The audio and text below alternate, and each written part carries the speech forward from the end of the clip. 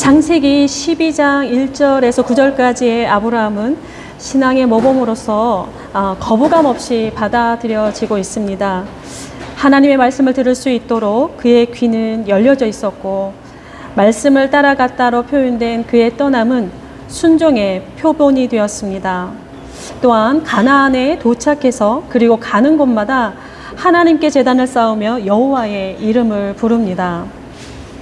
이름을 부른다라고 하는 것은 그 이름을 가진 분을 삶의 유일한 주관자로 인정하면서 그에게 돌이킨다라고 하는 의미이고, 제단을 쌓는 것은 목숨을 걸고 신앙의 결단을 표현하는 제2 행위입니다. 여기까지 그는 믿음의 조상으로서 완전해 보이며 믿음의 시초로서 손색이 없어 보입니다. 아브라함의 이러한 믿음의 행보는 당연하면서도 참으로 이상적으로 보여집니다. 그러나 오늘의 본문의 경우는 전혀 다른 양상이 전개되고 있습니다. 아브라함이 사는 곳에 기근이 발생합니다.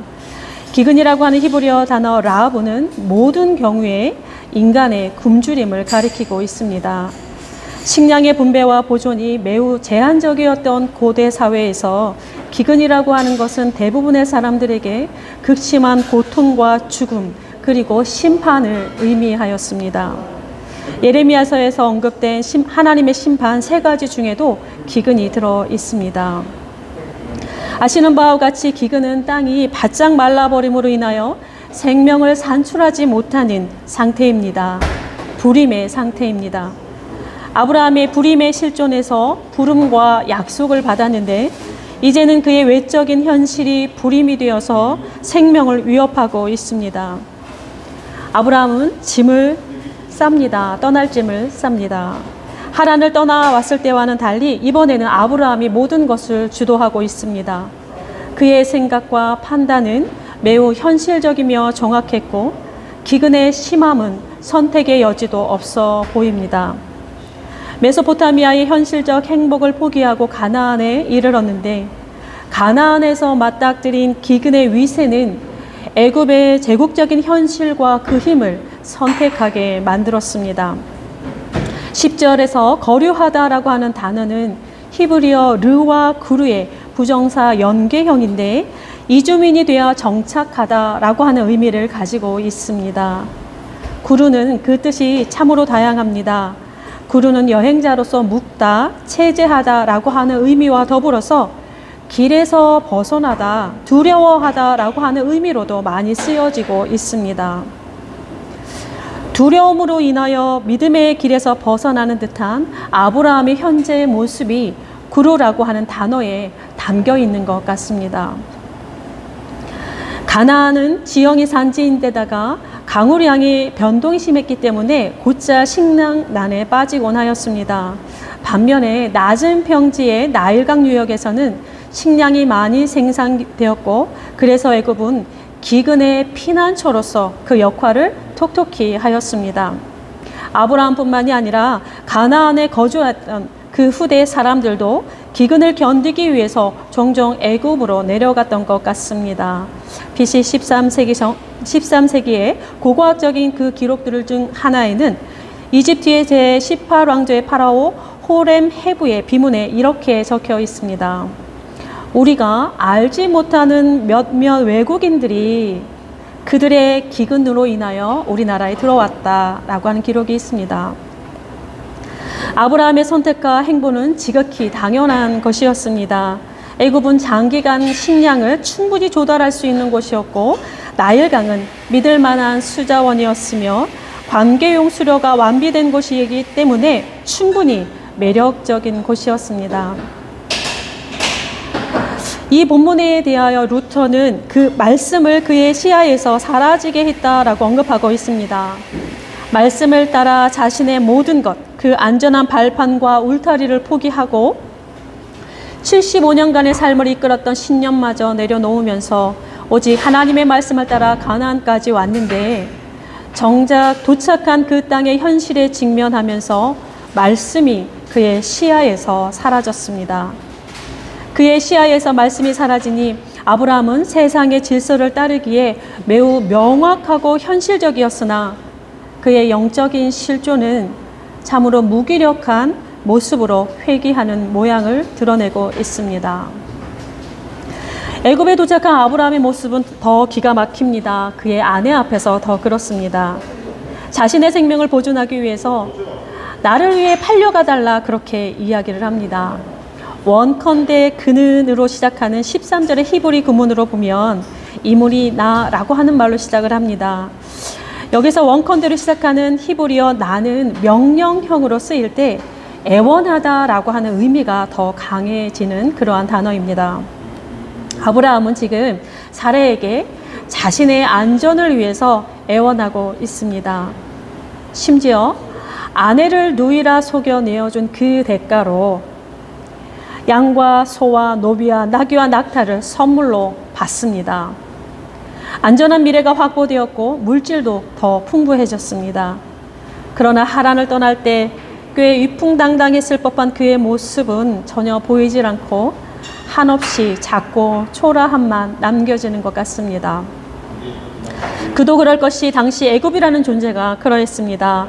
갈대와 우르와 하란에서 맛보았던 찬란한 도시 문명 메소포타미아에서도 그랬지만 BC 332년 알렉산드로의 원정으로 막을 내릴 때까지 거의 3000년을 지속했던 이집트 문명은 실로 당시의 거대한 무엇과 같았습니다. 더구나 계급 구조가 분화되고 법에 따라 움직이는 메소포타미아와는 달리 애굽은 왕권과 신권이 동일시되는 나라였습니다. 파라오의 말이 곧 신의 말이었고 파라오의 권력은 영원한 것으로 숭배되었던 곳입니다.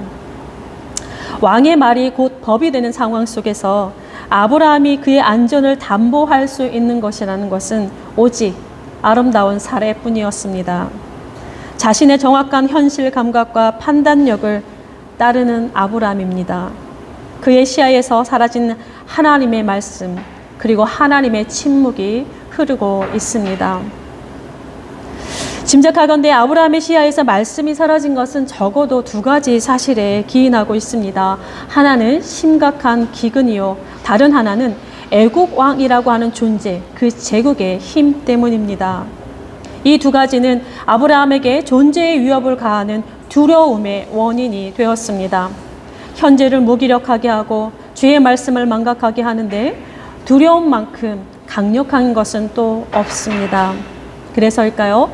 구약 성경에서 자주 만나는 성경 구절들은 두려워 말라라고 하는 말씀이고 예수께서 하신 명령 125개 중에서 21개가 두려움을 이기는 것과 관련하고 있습니다. 두려움이 임했을 때 이스라엘은 백전백패하였습니다. 두려워하다라고 하는 히브리어가 야레라고 하는 단어인데 이는 경외하다라고 하는 뜻으로 같이 쓰입니다. 동전의 양면과 같이 두 가지의 의미를 각각 내포하고 있습니다. 두려워한다라고 하는 것은 올바른 삶과 밀접하게 연관을 짓고 있는데 두려워함은 헌신자가 되다, 추종자가 되다라고 하는 의미로 사용되어집니다. 좋든 싫든지 두려움이라고 하는 것은 우리가 두려워하는 그 대상에 우리의 마음과 생각을 꽁꽁 묶어 넣을 뿐만이 아니라 하나님의 말씀을 시야에서 사라지게 하고 하나님과 동행했던 기억은 망각의 저편으로 가두어 버립니다. 두려움은 우리로 하여금 철저하게 시각적인 존재가 되게 합니다. 오감으로 파악되는 것, 특히 시각으로 포착된 정보들은 모호성이 제거된 확실함이라고 하는 안전한 발판을 제공하는 듯 착각을 일으킵니다. 11절 아브라함이 사라에게 그대는 내가 알기에 아립다운 여인이라 말합니다. 이 문장에서 아리따오는 단어 하나가 번역이 안 되었습니다. 마르메라고 하는 명사인데 모양, 형태라고 하는 뜻입니다. 그러니까 외적인 아름다움, 즉 보여지는 것을 가리키고 있습니다. 아브라함에게 시각적으로 사로잡는 사례의 아름다움은 생명의 위협으로, 신처럼 숭배되는 파라오의 이미지는 죽음의 힘으로 경험하게 됩니다. 아브라함의 이러한 현실적 감각과 판단은 정확하게 맞아들었고 그의 자구책은 묘안이 되는 것 같았습니다. 자크 엘릴은 이렇게 말합니다. 나는 내가 보는 것에 의해서 내 자신 안에서 끊임없이 개조된다 말합니다.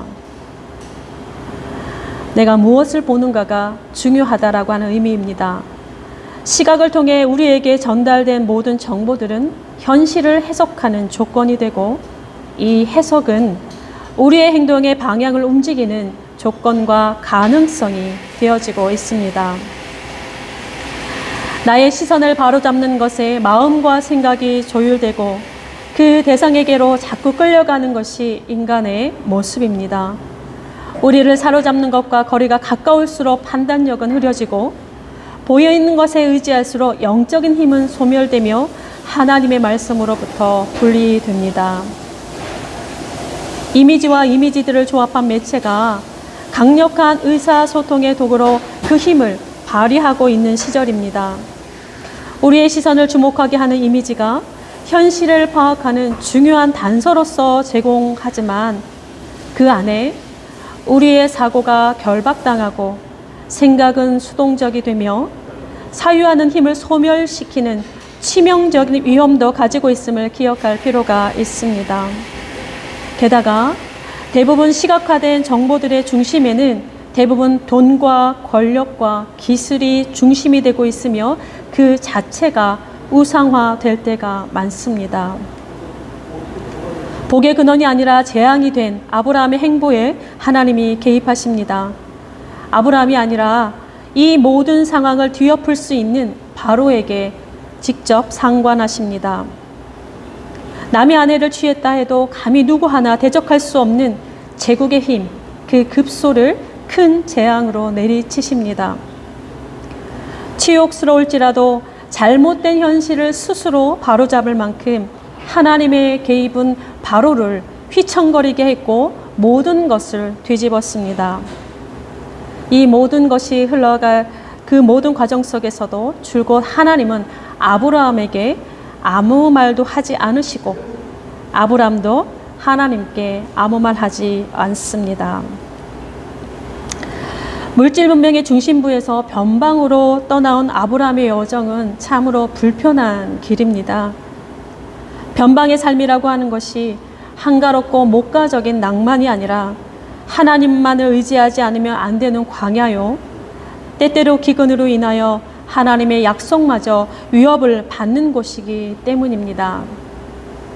삶의 역경을 마주할 때마다 하나님의 말씀을 시야에서 가리우게 되는 두려움과 불안한 미래에 맞서야 하고, 보여지는 필요와 욕망을 충족할 수 있는 제국의 힘과 권력이 우리의 시선을 끌어당기기에 더 쉽지가 않습니다. 그래서인지 믿음의 길은 용기가 필요하다 말하는 것 같습니다. 눈에 보이는 것을 거슬러 하나님의 말씀을 선택할 수 있는 용기, 세상이 보여주는 이미지가 아니라 하나님의 손에 있는 희망을 쫓아갈 수 있는 용기 말입니다. 한 주간도 이 용기와 함께 그리스도의 평화가 여러분들에게 충만하기를 바랍니다. 기도드리겠습니다. 하나님 감사합니다. 새로운 날이 우리의 어둠과 고독을 뚫고 찾아왔습니다. 아침마다 성실하신 주의 사랑이 우리의 호흡을 열고 주께서 이끄시는 섭리는 우리의 시간을 새롭게 하십니다. 이 하루도 우리가 걷는 믿음의 여정에서 하나님을 더 사랑하게 하시고 하나님의 약속에서 우리의 두려움이 힘을 잃어버리게 하옵소서. 화려하지 않아도 정결하게 하는 삶을 택하게 하시고 때때로 무겁게 짓누르는 영혼의 어둠은 선한 능력으로 감싸안아 주옵소서. 곤고한 일상을 살아내야 할지라도 마음이 좁아들지 않도록 도와주시고 우리 안에 거친 돌덩이가 잘 다듬어지며 생각은 더 깊어지게 하옵소서. 이 땅이 주의 손에서 평화로이 하나 되기를 기다립니다. 이 민족 속에 하나님의 공의가 강같이 흐르기를 바랍니다. 교회는 끊임없이 진리로 갱신되기를 소원합니다. 오늘도 하나님의 손에서 이 모든 희망을 찾게 하여 주옵소서. 오늘도 우리와 함께하여 주시는 예수 그리스도의 이름으로 기도드립니다. 아멘.